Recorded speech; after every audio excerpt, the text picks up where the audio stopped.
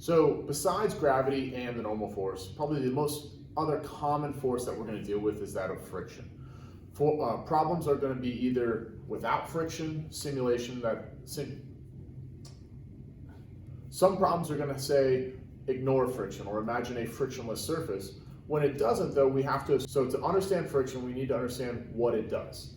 Friction is basically a force that's going to oppose motion. If we're moving to the right, there's typically going to be friction to the left, and we'll look at some different scenarios as to how that's true.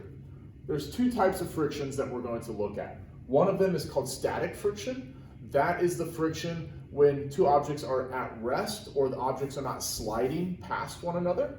Usually static friction is bigger than kinetic friction. So static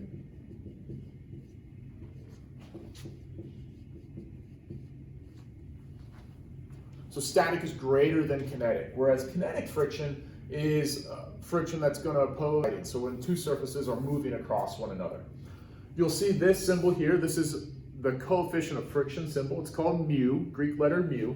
We'll differentiate between static or kinetic by the coefficient of friction, either mu s for static or mu k for kinetic.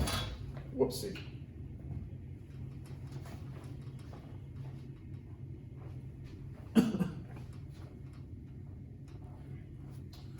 Lastly, what does friction depend on? It really depends on the surfaces.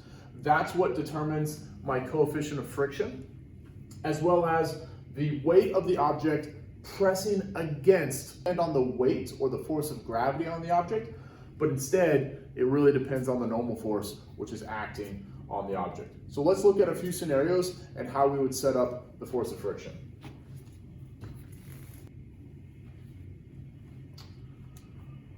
So the equation for the force of friction is unlike any others on our equation sheet, where it doesn't say equals, but it says the force of friction is less than or equal to the coefficient of friction, either static or kinetic, times the normal force. And so let's go through why that would be true. I'm going to have two boxes, and they're going to be the same boxes. Sitting there is friction. In one of them, I'm only going to apply a force of 2 newtons. I'm going to apply a force that is larger, and we'll talk about what that's going to be. Both of them are at rest though.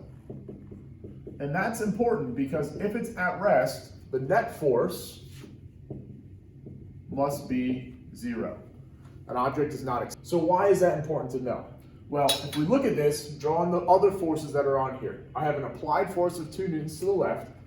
I have the force of gravity, which is going to be mass times 10, or 50. I'm going to have a normal force up, which is also going to be 50, so those can cancel each other out. And then if it's at rest, I must also have a frictional force. And that frictional force would be in this direction.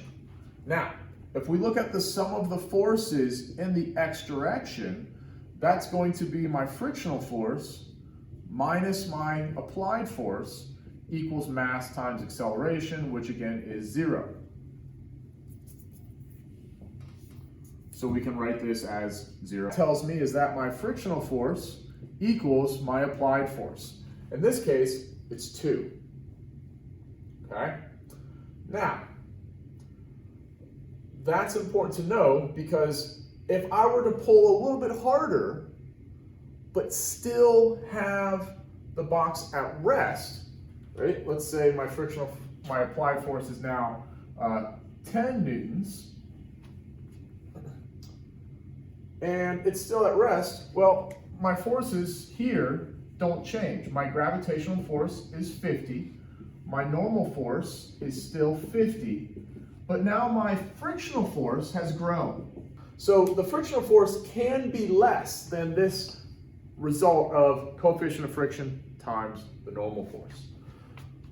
Both of these scenarios, I'm applying a force to the left. One's 2 newtons, one's 10 newtons. Because it's at rest, my frictional force has grown in size. Right? Now, let's say this is as big of a force that I can apply before it starts moving. Right? If I were to apply 10.1 newtons, it starts moving. It starts accelerating to the left. So this is that threshold of when it stops staying at rest and actually starts moving. So this is static friction. It's because the objects are not sliding across one another. So what I can do, excuse me, is I can figure out my coefficient of friction for that scenario. So for my frictional force, I know that is 50 newtons because it equals, oh, excuse me.